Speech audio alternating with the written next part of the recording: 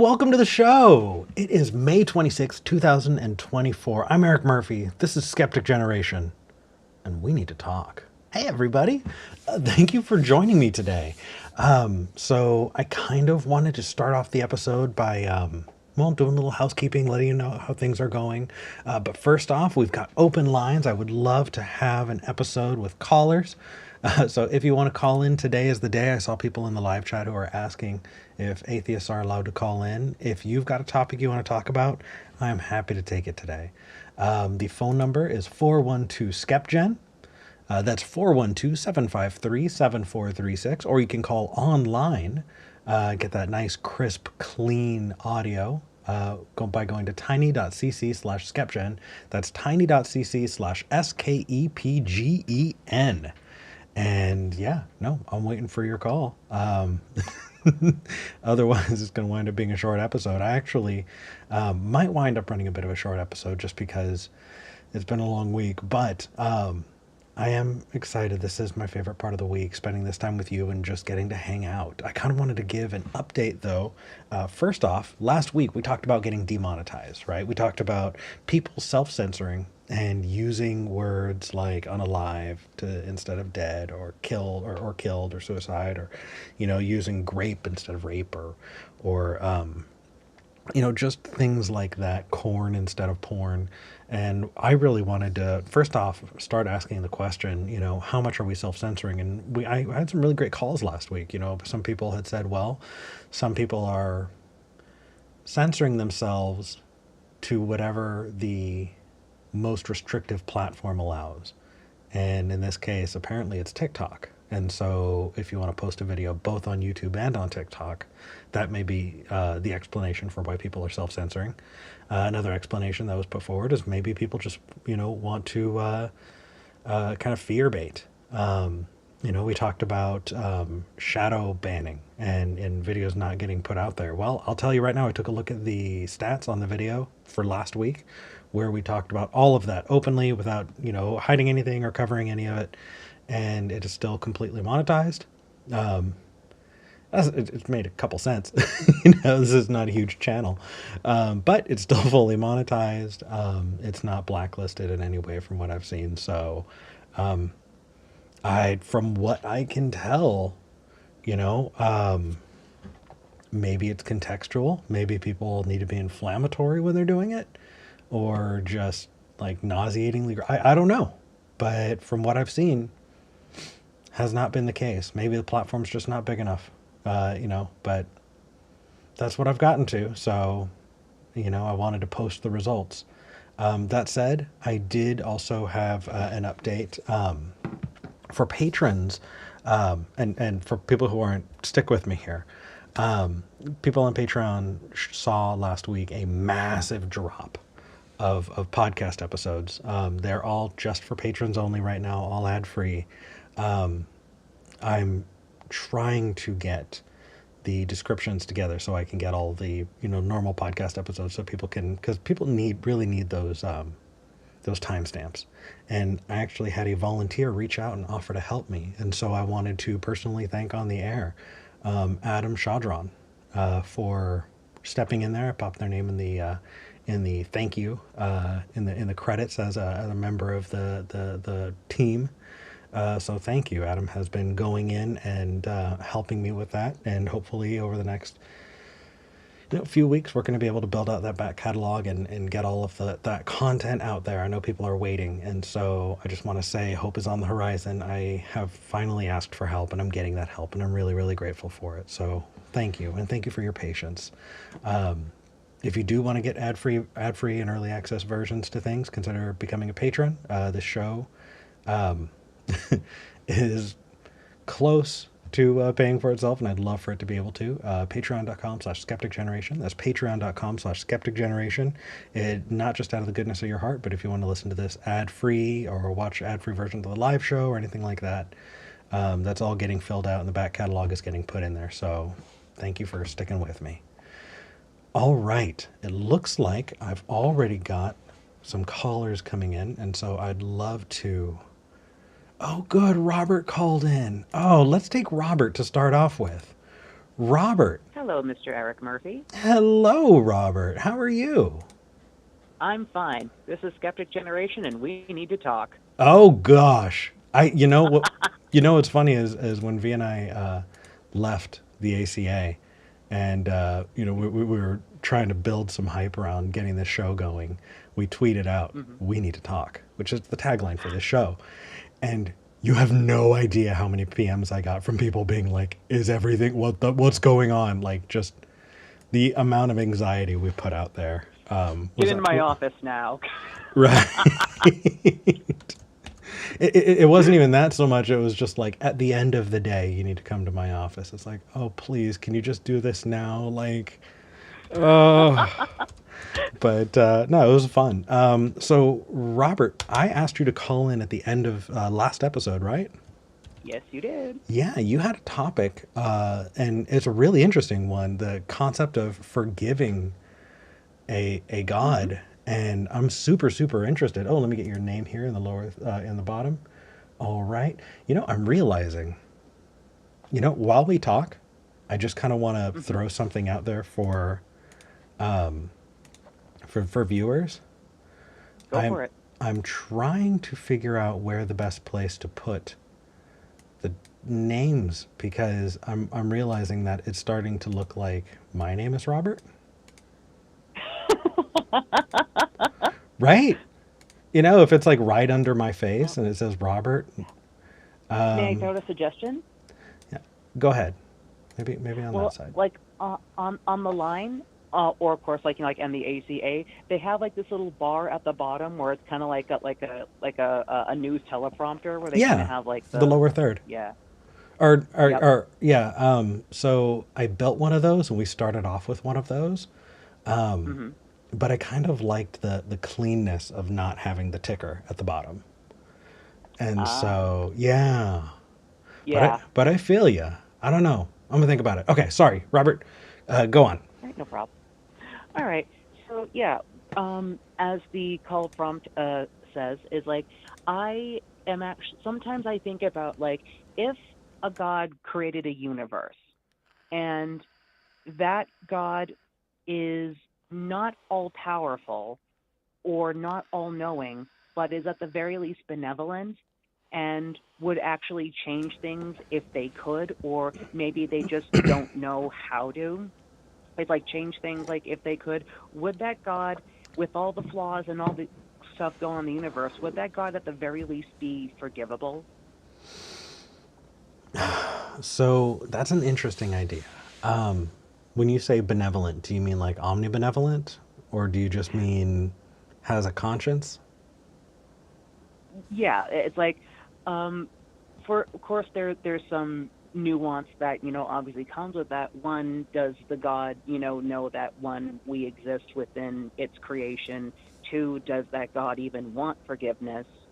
um and three, it's like it's um like what kind of like why would this god even want forgiveness if given the case? And um but basically like the to help like like give you the picture that at least I have in my brain, it's Mm-hmm. like let's say that a god like let's say it was for the sake of reference, it was the Abrahamic god.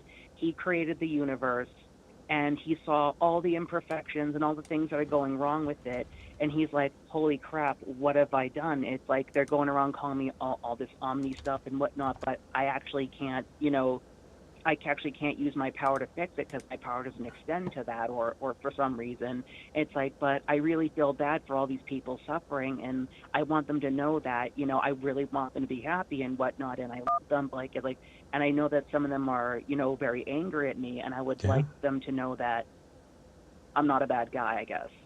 That's a really sweet idea. Yeah.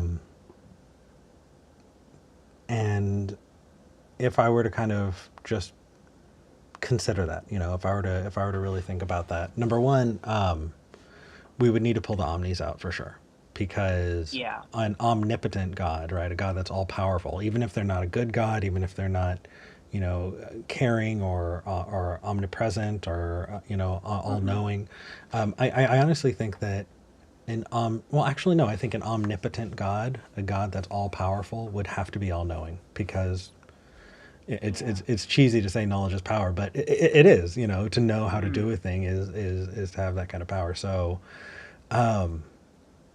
if we were to bump God down a notch and say that God was a fallible creature that had no control or power, then honestly, I feel like that's similar to the arguments that people have for not having kids. Hmm. You know, what is your responsibility to to a creature that you create that has the capacity Mm. to suffer? Ooh, that's a way to look at it. Haven't considered that one before. Yeah, what do you owe them? I think that it is definitely wishful thinking on our part that if a God did exist and they weren't able to affect change, I think it is definitely wishful thinking on our part that that God would want forgiveness or would have any kind of contrition. Mm. But I think that I think it's up to the individual. I don't think you need to forgive your parents for having you.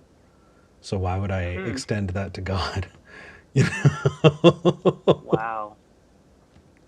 I'm That's definitely a take. I mean, shit. I'm a genetic ball of depression and anxiety. Oof. You know, So am and I. yeah, and I'm not passing those genes down for exactly that reason. So Ooh. I don't know. I don't know. I think that if I found out that a God existed and created the universe, if that God had any ability to make it better and didn't, that God would not deserve forgiveness and would not get it from me. Right. Um. If And again, like if if sorry. I'm sorry, I'm just if I, like at worst I would commiserate maybe like if that God did their best and was just kind of shitty at it, and that's why we wound up with the universe that we have. Mm-hmm. Then maybe it's like, okay, let's have a beer. You really suck, you know that, right? Like, and you know, like this one does not get to go up on the fridge. But Hmm. that's just me. Interesting. Like, I would think that if a god really tried to create a good, like a really great universe, but he realized he fucked up, but um didn't know how to fix it, but really would really like to if he could, I could see myself possibly forgiving a god like that, because it's like, again, yeah, this universe is not exactly the best, but like, and I definitely could imagine like other ways that, reality could be much more better for sorry, grammar, reality could be better for everybody. And like, of course I have all these ideas, but it's like, um it's not, I don't think it's not as bad as I could imagine the universe to be sometimes. And so I'm like, could I, is that not, like, possibly, depending on my mood. I mean, I don't think so. I don't think Hmm. so. I grew up with an abusive parent. The fact that they're not Hmm. hitting you now doesn't mean that they deserve to be forgiven for not for having hit you before. You Hmm. know, oh, he's going to be better. I can fix him. You know, fuck that. Yeah. No. Yeah. No, under that context, yes, absolutely, I agree. Not Yeah. that I agree that that you should forgive the person that that hit you. No. Yeah. I no. It is an interesting place for fiction. It is an interesting place, and I definitely see that in mythology. You know, I Mm. recently helped a friend of mine, genetically modified skeptic, with a video that he put out about evil god theology. Ooh. Yeah, and kind of when people reach out for that and why people would create those specific, myths. And yeah, it's an interesting watch if you get the chance to watch that. It's on Genetically Modified Skeptics channel. Nice. But does a God who created the world that we're in deserve our forgiveness for having created it the way that it is? I don't think so. But Mm. that's individual prerogative. You know, if somebody feels like they get some closure because of it and they forgive that God, cool, good on them. Hmm. No, but for me, That, that, that, I feel more empowered by saying, no, you don't get that. that's a very, very interesting answer, and I totally understand where that's coming from, and like everyone who has asked that question to, they've all given me different answers, and that's just what keeps me like, going, like, that's what keeps that being the question of my mind right now. Um, but no, Yeah. I absolutely appreciate that insight, and like I said, it's like that's why I kind of like boggle around in my mind. It's like, would I not? Again, it like depends on the context, like, and how it's framed. It's like it's again depending on my mood. It's like it's because like obviously I'm asking this question because I don't know, my solid mind on that as well. So like I want to like what, like do I click with that answer? Do I not? And it's like and Yeah, it's definitely. Those I sounding really boards. I so I I like the food for thought regardless. Yeah, I'm trying to create a place for it. I know that I'm not terribly active, but the SkepGen Discord is definitely a place for I would love for people to be able to go to and just bounce ideas like that off with each other and Mm. have some community. And you're absolutely welcome to join. Oh, I'm already a member. It's like if anything, that Nice. tells me I should probably just be more active on that anyway. Sorry, didn't mean to call you out like that. No, no, no, no, no. But Robert, thank you for calling in, and I love that. I feel like that's such an interesting topic, and I'm really really glad you called back and called back early so we could kind of give it some time. Oh, good. I'm glad you found it useful and Yeah, interesting. absolutely. Robert, I hope you have a wonderful rest of your day. Absolutely. Have a nice day, Eric. You too. Bye. That was sweet. I like that. Oh my goodness. We have so many callers calling in. Um, hey, hold on just a second, you guys. We might need another call screener, to be honest, to help out. SR, if you're available, possibly. We've got quite a few here. I was not. See, you never know. Some weeks are slow. Other weeks are incredibly busy. But looks like we have or Mike in Massachusetts, who is an igtheist who wants to call in. And look, hey Eric, Mike, looks like you've been how are you having some doing? bad interactions online. What's going on? Talk to me, brother. It's not anything that's worse than a quote unquote real life. Really, Honestly, I honestly find online so much worse because it keyboard can be warriors can kind get of a away with ghetto. whatever. Don't get me wrong. Don't Oh, get me wrong. okay. It can be a sewer. It absolutely can be a sewer. But I find just as much maltreatment in walking down the street every day as I do in internet comments and web chat. Because everybody's just people. Yeah. I always hoped that the way I put it to the screener is I had always hoped sort of that atheists would be my tribe and en Yeah. masse, and I would relate to every single atheist. Me And I've too. learned that some of them are indeed self-congratulatory, condescending assholes. Oh, yep. Unfortunately, I don't like to admit it to myself. I don't like to admit that I could occasionally come across that way to others, but that's a horrifying thought to me. Really, Uh, that I that I I was that I came across as anyway holier than thou in my atheism is really repulsive to me.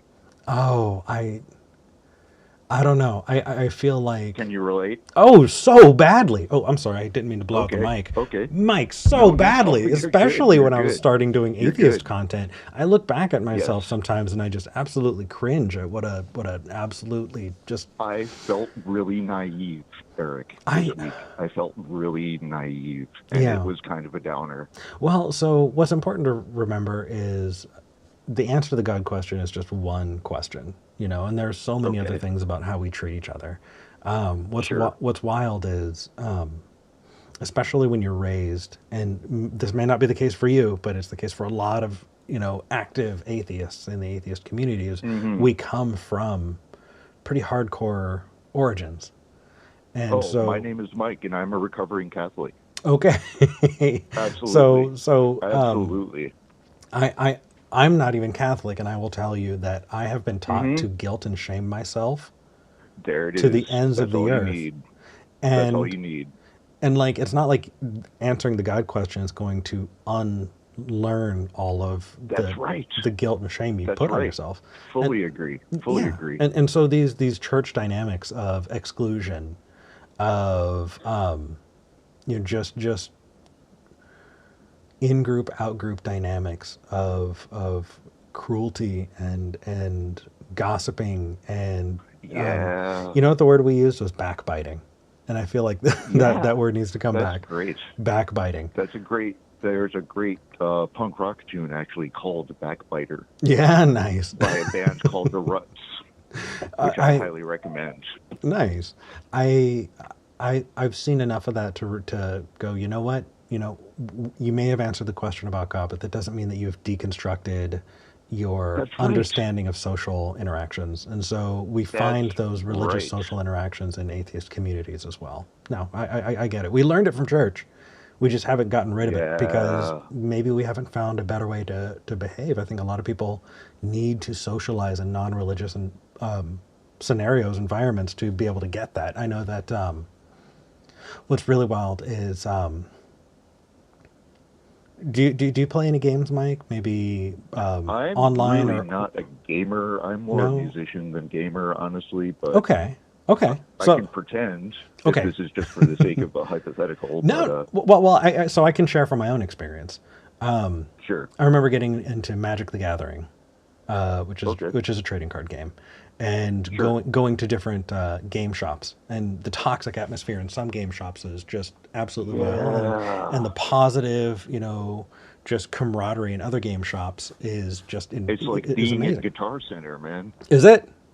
It's the same thing. Yeah, and Yeah. I found the same Yeah, thing, it right? is. It's the difference between you can go to Final Fantasy 14 where everybody's just a sweetheart, and compare that Okay. to League of Legends where it's just brutal. Okay. You need to find an environment where you can find people interacting in the way that you want to behave. Fully agree.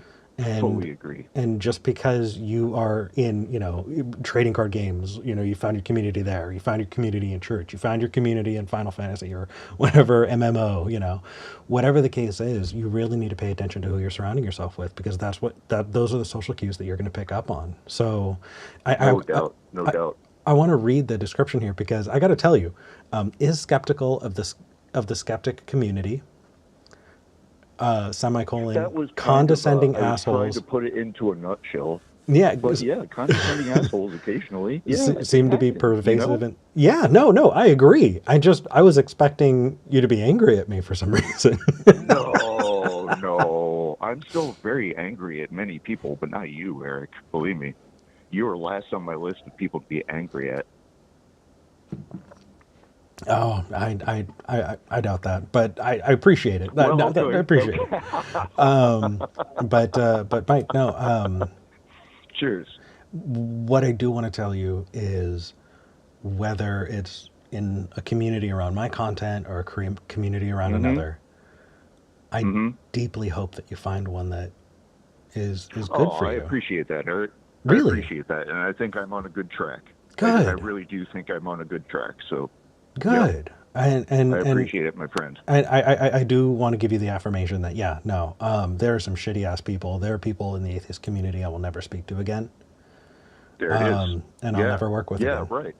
And But it that's happens, and you just live, and you keep on going. You yeah, keep on keeping on. absolutely, So, because that's there it just is. the way that is. Yeah. Excellent. Anyway, Mike, I hope this was beneficial for you. I was expecting Oh, a very different absolutely conversation. a pleasure, Eric. Yeah, Absolutely a pleasure. it was a pleasure the other way around too. You take care of yourself. Cheers. All right, will do. Have a good one. You too. Bye-bye.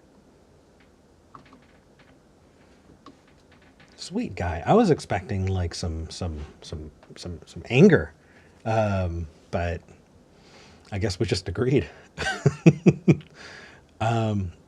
Okay, let's go on to talk to Stephen in Pennsylvania. Stephen, you are live Hi, on the air. Eric. Hello. How are you? I'm doing well. How about you? I'm okay. Finally not raining, so I'm happy. Finally, not what? Not raining. Ah. Oh, you It's are been in raining a lot, Pennsylvania. and yeah. So, and my husband is mowing the lawn, so that's good. He's out of the house. Um, What do you want to talk about? so I was listening to Robert, and it reminded me of when I was at the tail end of my deconversion.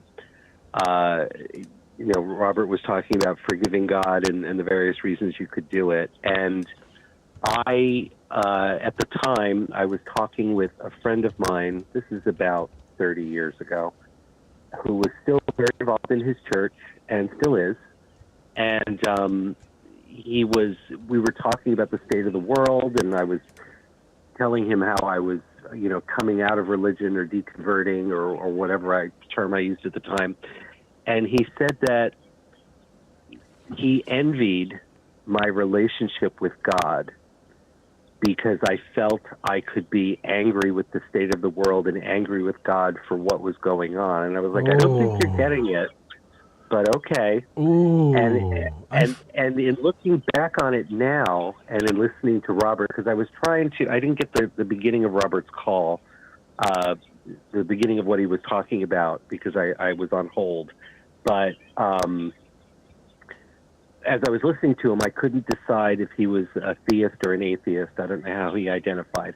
That's not terribly important, Theist. but what it was reminding me of, or what I thought of with this friend of mine, was I felt like he was trying to suck me back in rather than really listening to what I was saying, Really? because of the way he was framing it by saying, I had this great relationship with God because I could look at God as like a friend that I could be angry with. And I was like, well, no, but okay. But I found it an interesting way to manage me in looking back on it now because, obviously I'm an atheist now. And I had been questioning for a lot of time before I had this conversation with him. But the way that he was managing the conversation was to say that I had elevated myself to a fellow supreme being, apparently, that I could be upset with What? Yahweh and what he had done. So I anyway, I just thought it was interesting how it related to Robert. I honestly I feel that in my cockles, Stephen. I like deep down I can resonate with that statement because for me, I think I'd really learned a lot of thought stopping techniques, ways to prevent myself from questioning God or the concept of a God. And so when I was a believer, I was like, why do bad things happen to good people? Sin. Or it's your, why are bad things happening in my life? Well, because maybe you did something to deserve it. There are ways that we teach ourselves to gaslight ourselves, to make ourselves responsible for the bad things that happen that we have no control over. In fact, I actually, in therapy, needed to learn what things in my life I had control of and what things I don't, so that I could stop trying to take responsibility for things that I had no control over. Because I immediately wanted to in these situations. And so I think the idea of being mad at a god, like anger has a place, and it is a valid emotion. And I don't think that I don't think people should be flying off the handle, but I think if you find yourself never being angry, that's kind of something I deal with. I have a hard time with that, and I just kind of repress that feeling. And so maybe it's an emotional maturity that you have that your friend was envious of. Well, and for me, I mean, I tend to be more misanthropic about the world, and I try to channel what I'm annoyed about into some kind of action or some kind of behavior or something that makes me feel like I'm making a difference, or that I'm educating people in order to make a difference, or gathering allies and or whatever, however you want to look at it. But then I'm putting my anger, if the anger makes sense, because you also have to analyze, are you really worried about it, the right things, or are you being productive, or can you be productive? Well, And and and I think at the time it was right after the first Gulf War. There was a lot going on. The HIV/AIDS thing was still so omnipresent, and people were just being so mistreated Yeah. that I was very angry. But I was angry at people, not Well, this mythical thing that might have set things up. well, so I the context that I'm viewing that through, as you're telling me, is I view anger as a reflection of helplessness. Yes. When something is happening and you are helpless to change it or fix it or make it better, you know, when that is where anger comes from. You know, when you have something to do, when you can build community like you're talking about, right? When you can find, you know, comrades who you're going to gather together and do something. What a wonderful solution to anger. But if you still believe that a God had the power to fix those things, then it's understandable to be angry at that God because you're helpless too, and that person is not helpless and they're not doing anything. And so I would understand channeling that anger in that direction. I found it interesting only because of the Christians that I knew at the time. And I mean, I was Catholic, but still there's a certain element of God has a plan and you just don't understand what's going on. And it's not right for you to be angry with God because God knows what they're doing, and et cetera, et cetera. And, you know, and I mean, BS, I call on all of that anyway, but that was what I was at the time being like, really? You think that's what I'm doing? And so am I equal to God that I'm able to do that? So when hurricane hit, I was like, well, hold on. Me and God having a fight. Was this person saying that there was an equivalence to you and God, or were they just jealous of your ability to get angry? Well, I think he was a little, well, okay, he was jealous, but the way that, like I said, the framing made me feel like the way other Christians had presented it, they were hearing the anger and being like, well, you shouldn't feel that way. Where he was like, that's really cool that you can feel that way. Yeah. I can't. Because your friend, because that friend internalized this idea of you should not be able to, and so found themselves, for lack of a better phrase, emotionally constipated. Right. But it also, to me, was like I was suddenly elevated. Yeah. Because it was like, you know, I can be angry with God and he and I can have a discussion and I'm going to give him a talking to. Like, that's going to work. But, you know, it's funny when I look back on it. Yeah. I think that expressing a feeling like anger is definitely a step towards growth for a lot of people. And I could absolutely imagine that being the case. I mean, heck, Stephen, for me, when I was finding my way out, I was jealous of people for having faith deeply. And I told them so. And I feel that myself, honestly. I wish I could be, I don't know what the word is, like blissfully ignorant at the risk of being offensive, but that kind of thing where you're so deep in and the blinders are so strong that you can't, there's a piece that you're getting that I can't get because I know too much. It's almost like, ironically, Adam and Eve getting the fruit of the tree they're not supposed to eat from, and they learn all this stuff. Yeah, you can't unring the bell. That's exactly the phrase I was going to use. You can't unring the bell. You can't put the genie back in the lamp. Once it happened, you can't go back. Yeah. I'm right there with you. You can try, but it doesn't. It's not the same. It's hard. No, it's hard. It's hard to pray when you know no one is listening. Yeah, and it's also because it's been a long road, and I've dealt with a lot of people in different religions, and I found different things intriguing, but as ideas or philosophies, but there's still this thought of, but you could lie to yourself is what it feels like, or cheat yourself out of things, or whatever it is, to align with this philosophy or thought process, when you know there are holes in it, and you're always going to be just as questioning of these new things as you were when you start with whatever you started with. I don't think I feel like that's kind of fatalistic. I mean, personally, for me, I was taught to essentially gaslight myself. I mean, I didn't understand why a thing was going on, so I would ask, and instead of it being because it's a stupid philosophy, I was told, well, how could I possibly pretend to conceive of God's great plan that I, puny, tiny little insect that I am, could never understand the grand tapestry of the universe. So therefore, I have no right to criticize it. It's a thought stopping technique. We Oh, can, sure. yeah, we can absolutely And grow past it. well, and it's funny because I remember as a child feeling like, why are we able to question everything but this? Why are we able to? And that was, and it was something to your point about gaslighting. I mean, I didn't gaslight myself. I just learned to be quiet until I didn't have to be quiet anymore because I was an adult or of sufficient age, or I might have said before, I only got confirmed in the Catholic Church, so I didn't have to go to Mass anymore because I was considered an adult as far as the church was concerned. So, and my family, my stepfather in particular, tended to use, this is a tangent, but I'm famous for that. I know. I'll help you keep it short because I know I have another call Thank after you. this. Yeah. What's up? But he would tend to go to confession as a get out of hell free card.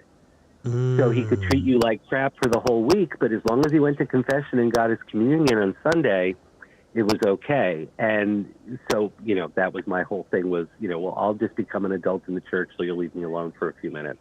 Yeah, and go to church by yourself. And but that was something that always struck me as well, that there is a lot of gaslighting, and it is something that phrase really resonates with me because, but for me it was just be quiet because you don't have a receptive audience and just let it go until, you don't have to let it go anymore. And here I am. And but, I will tell you that I am deeply appreciating the community that we're seeing. People are saying that your audio is crackling, and it is. It's difficult, and it's not your fault. I don't know what's going on there, but I did want to tell you that we had someone in the comments says, indeed, my training was so thorough in the Mormon Church that even after I left at 14, all the gaslighting was already inside me. And what a powerful way to put that. Yeah. We find ourselves being our own worst enemies. But Stephen, I would honestly stay on the line longer, but there's a crackling going on in your audio. That okay. Yeah. I understand. don't know I'll call my therapist next and see if he's having a problem. So that'll be fine. All right. Good luck. Thanks. Take Talk care. to you soon. Bye-bye. Bye-bye. What a sweetheart. All right. Let's move on through. Some people were commenting about my vaping. I gotta say, I'm really surprised about the vaping stuff. Amelia, I'll be right there with you. I just, people say, oh, I can't believe Eric is vaping. It's my goddamn show.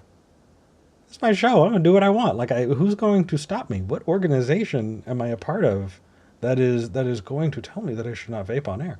And people were wondering what flavor I'm vaping. I make my own flavors. There's a particular flavor I've got, which was a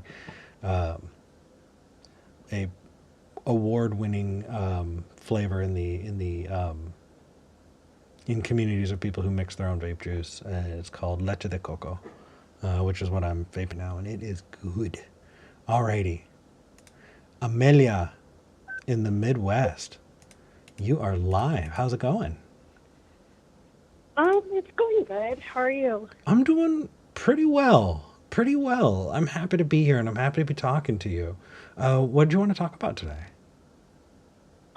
So I wanted to talk about kind of like a parenting type thing, or like, I guess, explaining my belief system, my ex-husband's belief system to our kids in like a way that's not really influencing their own beliefs, because I want my kids to be free thinkers. Mm-hmm. Before I was divorced, me and my ex-husband had this talk like extensively. My ex-husband is atheist. I am somewhere in between like non-religious to agnostic. Okay. And so we have like slight differences in beliefs. Like, I'm just more, I feel like, accepting of religion, whereas my ex-husband is like anti-religion, anti like, you know, like you if you say, "Oh my God," like that's like almost like, you know, it's upsetting to him. Mm. So I'm Okay. just more It of sounds like like it sounds like your husband might have some religious trauma that he needs to work through. he does. He acknowledges that, Hmm. but it's still kind of like one of those things that it caused like a lot of issues within our marriage. And now it's kind of causing some issues with like parenting our kids. Yeah.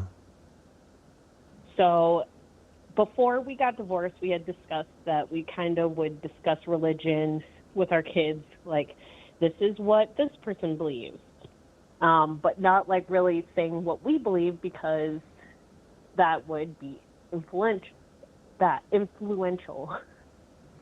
I So I gotcha. So it's kind of, but now that we're divorced and it's kind of become an issue where my young kids will come up to me. They're both in grade school, and they'll be like, "Oh, Dad doesn't believe in God. I don't believe in God. God is not real." And it's, and then on the other hand, they have peers who are like, the school that they go to is a more conservative area, so there's more religious influences. yeah. So then they're saying, So you're you kind of caught know, between a rock and a hard place. Sounds like. yeah. And it's like I don't want to like tell them what I believe because I want them to make their own decision. I don't want them to think, "Oh, this is what Mom believes, Yeah. so this is what."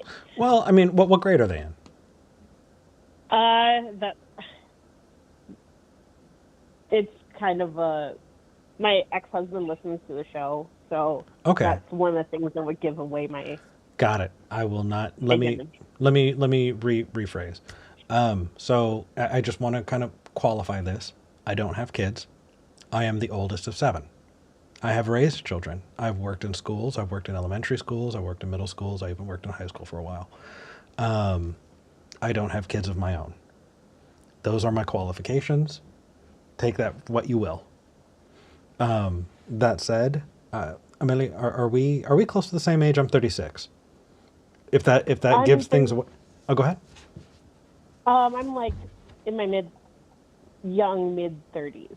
Nice. Okay, so you probably remember DARE programs. I feel like I've seen Yeah. enough atheist families that take such a hard line against religion that when their kids want to rebel, they rebel right into the arms of a church that are just dying to bring them in.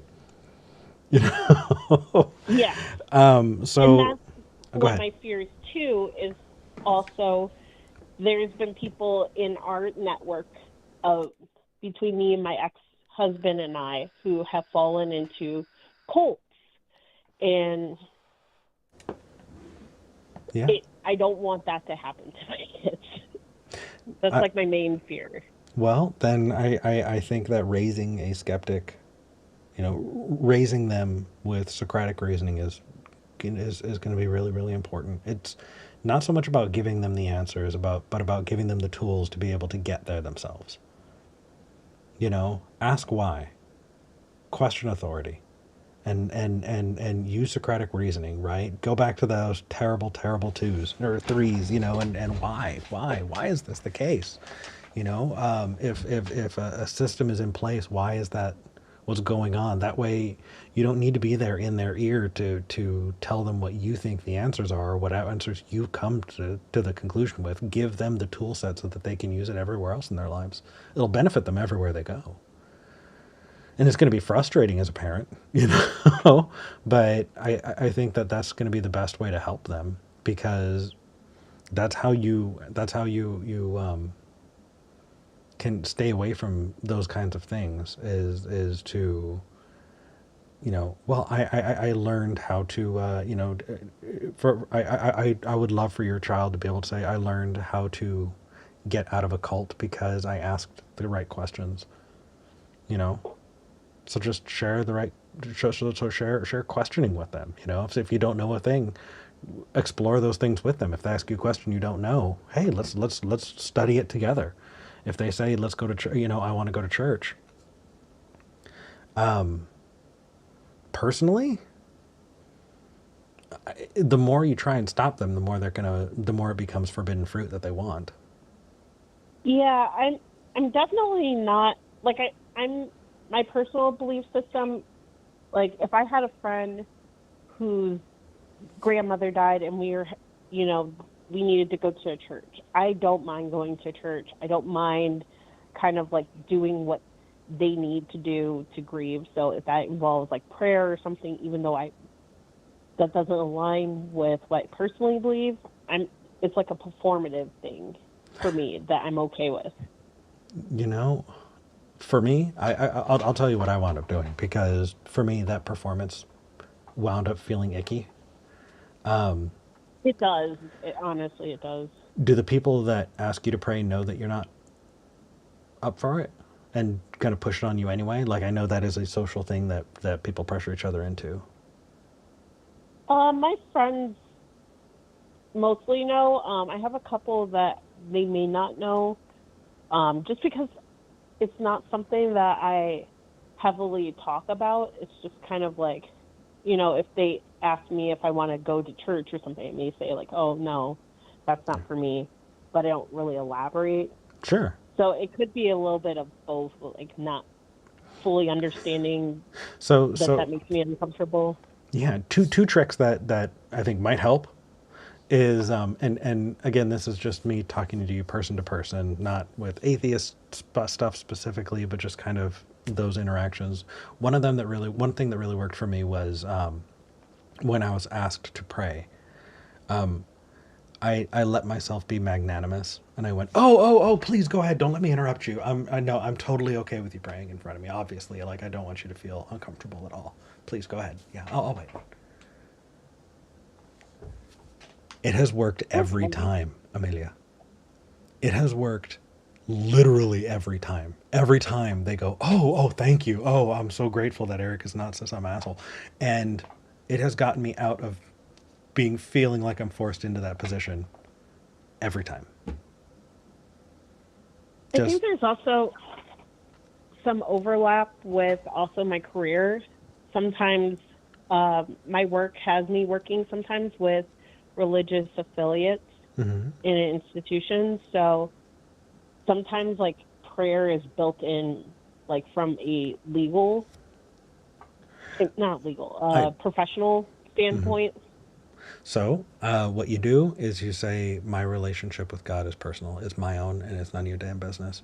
I know a guy who is an atheist, and was working in an office with a boss that was just trying to make everyone go to his church. I mean, really, really hard, like browbeating people into it, and wanting to ask them about, you know, what their relationship is with God. And this guy looked at his boss and said, "Do you want me to tell you how I fucked my wife next?" And the boss was off guard, and he said, "That is so deeply personal to me. Do not bring that up, because that is my relationship with God, not yours." And that boss never bugged him about it again, because there are a lot of Christian folks who will be like, "That is my personal thing, and that is not for you to interact with." Being hands off does not mean that you don't believe. It could also just mean that it is completely yours and only yours. Like sometimes I guess when like a good example is like we'll be in a meeting and then there will be like a prayer built into the meeting because of like the nature of the work that I do. And basically I just kind of treat it as like meditation. Like I'm not really engaging in the prayer, but I don't know really how to navigate that either, because And you're in the Midwest. it's a newer job. That's so deeply uncomfortable. Yeah, basically part of my job is interacting with death, and so it's kind of like for survivors and stuff. Yeah. So they'll be like, oh, let's, pray for this person who passed on. And it's just like built in. That is such a difficult tightrope. Oh my goodness. Amelia, I'm so sorry. That is really, really rough because on one point you're wanting to give of yourself and you're definitely sacrificing of yourself to interact with those people where they are. And at the other side of it, like, what a big ask of you to have to do that uncomfortable thing over and over and over again. That sucks. Yeah. Um, It kind of does. It's one so of those things where I've kind of like, so okay, I guess I'll just like do some mindfulness and like do yeah. affirmations or something during that time. Is it your boss or coworkers who are initiating the prayer? It's because there's like religious affiliation within like what I'm doing. Okay, and does that mean that their pastor is there? Yeah. Okay, then I highly recommend you speak to the pastor and say, it sounds like you need to care for your flock, and when they need to pray, they need to be there. You need to be there for them, because I'm not their pastor. I'm not their religious leader. I'm not in charge of them that way, and I'm doing my best to do what I can in the position that I'm in. But, like, again, you don't need to say you're not religious to tell the pastor it's their job to pray with the client, not yours. It's not the client, it's just like built into meetings. So there's sometimes it will be like with a client based off the client's belief system, but like there's times where it's like a meeting and we're going over someone who passed on, and it was like, okay, like say there's like a CNA or something, which is like, let's pray for the person who passed on, and so it's just kind of like integrated in the meeting impromptu. But these are your peers then? Yes and no. It's hard to like go into detail because it's an anonymity, but I got you. Do you have any kind of close relationship with your peers? no, it's a relatively new job, and that's the other reason why I don't want to make waves. Yeah. Because it's like also like I'm a single mom, and if I don't work, I can't support my kids. So it's also kind of like, oh no, if I like say the wrong thing, this could lead to being ousted of my position, and then I can't take care of my kids. Yeah. No, that makes sense. My first thought is, and mind you, again, I just want to clarify, like, I don't want to be responsible for screwing anything up, and so I just want to, I'm just some asshole on the internet. I think if I were in your position, I would imagine that finding some allies, even if you just let somebody know, at a point that you feel comfortable to tell them, hey, it actually makes me feel uncomfortable when I get dragged into prayers. Like, people don't need to know it's because you don't believe.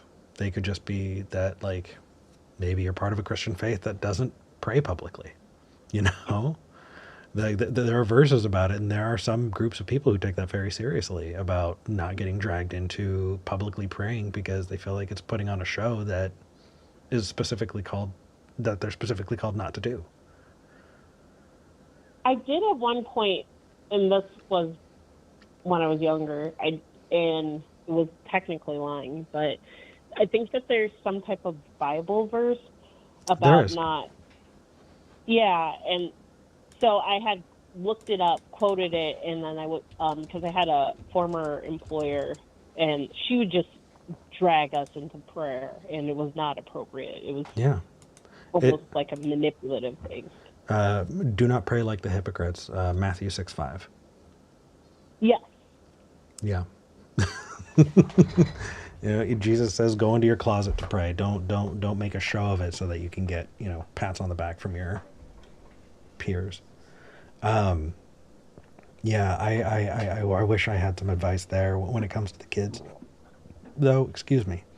No, it's very helpful because it's more like I'm trying to just not say the wrong thing. I don't want to influence them, and just like I have no problem like taking them and showing them and discussing religion and answering any of their questions. Yeah. But it's more of a, they'll ask me, "What do you believe, Mom?" And I don't want to like. Well, so it is okay to say what you believe. Like, don't. They're your kids. You can be honest with them. And if you say, I don't know, or that you've, stepped away, or that you're, agnostic, like those are all things that you can say. It's totally normal and understandable for a child to want to be like their parents. It says good thing about the relationship you have with your kids if your kids are, copying you. um, And I know so that they would. That's my bigger concern. Is like they definitely love copying yeah. me, and because I'm been kind of like, I don't want to talk about it. Okay, Or but some other kids' parents are not going to have that problem, and your kid's going to come home and be like, "Well, guess what? I'm a born again Christian now." Like, not talking about it, you're not filling the space, right? I feel like the human mind abhors a vacuum, and when there is no story, when there is no narrative, one gets created. And so by creating this empty space, you're just creating this beautiful place for somebody else to put their ideology into your kids. that is true, because I If just have been afraid that they'll like. The other thing is like they'll go and tell like family members, and my family members don't know exactly that I lean more agnostic, and then that creates a whole dynamic of itself too. Because then they'll be like, "Mommy doesn't believe this," and then like my mom hears it, and she's more Christian and Baptist, and well, that's interesting, because like in my perfect world, I would love for you to say, "Oh, well, just foster this I don't know, and embracing I don't know, and now I don't know is the best thing possible." And for your kids to say I don't know is just this wonderful, and the world will just beat them down for it. And so I wish we lived in a better world where that wasn't the case. Like, that's where my mind goes. Is I wish that we lived in a world where I could say, embrace the I don't know, and have your kids say I don't know with you, because man, that's when you get to learn shit. That's when it's fun. But we live in a world that does not embrace that, and so it sucks. But Amelia, I think I think you may need to have some conversations with some people, because if you do not have allies in your family, and you do not have allies in your work, and you do not have allies in an ally in your ex, you need people that you can lean on. It sounds like you're in a really lonely place, and nobody deserves that. yeah, unfortunately, a lot of my friends are theists. I have like a few that aren't, but the vast majority are theists, unfortunately. That's okay. If they're a friend worth keeping, then saying, "Hey, I know you don't believe what I believe, but I need some support here." And if they're not willing to give it, then fuck them. They're not a good friend in the first place. They're pretty good about like, I feel like there's limitations, like with understanding, just because I think that there's limitations to understanding like a non-theist perspective. And so that's kind of where I struggle. Like my friends are very supportive. Like when I got a divorce, at first it was like, "Oh, like you want to find your next husband." I'm like, "I don't think I want to get married again," or I don't know if I want to get married. And then it's kind of like the theism of like, "But don't you want to be like a wife?" and da da da da. And so there's been that perspective, and then there's also just been like sometimes they don't understand like my motivations. Like I'm not doing this to appease like somebody. I do it because that's my own moral and belief system. Yeah. But most of the time they're pretty. Both my family and my friends are pretty supportive. They don't Good. really push me to do anything. Good. Like occasionally I get like comments like, "You should baptize the kids," and I say no, and and they just leave it at that. That I'm glad you have that. Good. Okay. Um, yeah, that's just patriarchy, man.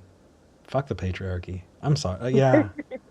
No, Like, fuck the patriarchy. what? Yeah, no, our society embeds in women these horrible, horrible ideals of, to be fulfilled as a woman, you need to have a man in your life. Fuck that. You know, Yeah, I hear or that. yeah, no, fuck that. Um, Patriarchy is how I ended up in my marriage. patriarchy does, yeah.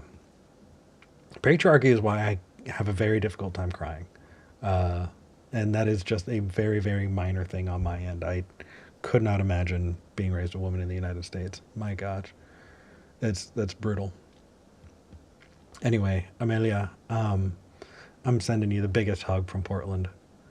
Um, Thank you. I hope that your kids take after you. You sound like an absolute sweetheart. And it's, Thank you. as far as I'm concerned, share who you are with them. And if you're ever worried about it, I would be remiss not to say that there's never a bad time for family counseling.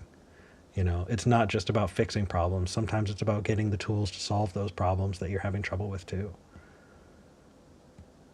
That may also be a good way to introduce like the belief system because I feel like my poor kids have been through the ringer with the divorce and everything. So Having a I third think party. that would also be helpful. Yeah, having a third party could be fantastic. And besides, when you have a third party, you can do weird shit that you never would do otherwise. I'm not going to bring puppets in to talk about my feelings, but if like a therapist is like, we're doing this as an exercise, I'm going to get the fucking puppet.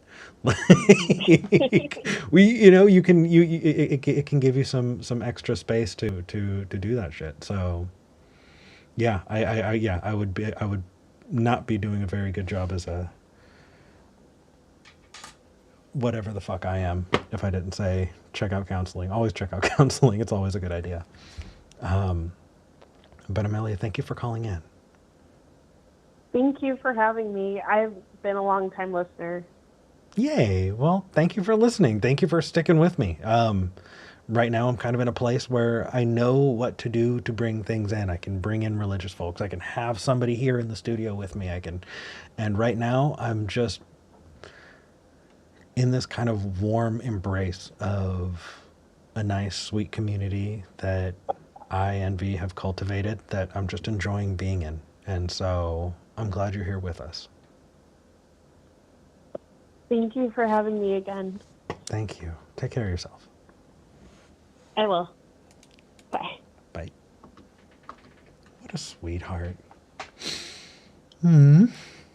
Yay. All right. So I know the show's been on for an hour, and I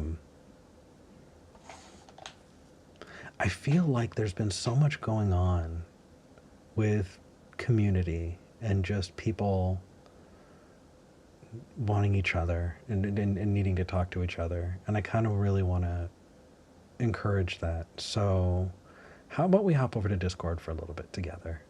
I was thinking of ending the show a little early so that I can do some other stuff, but I think that my time would be best spent for at least a little while hanging out with y'all in Discord and just getting to have community together for a little bit. I think that'd be really nice.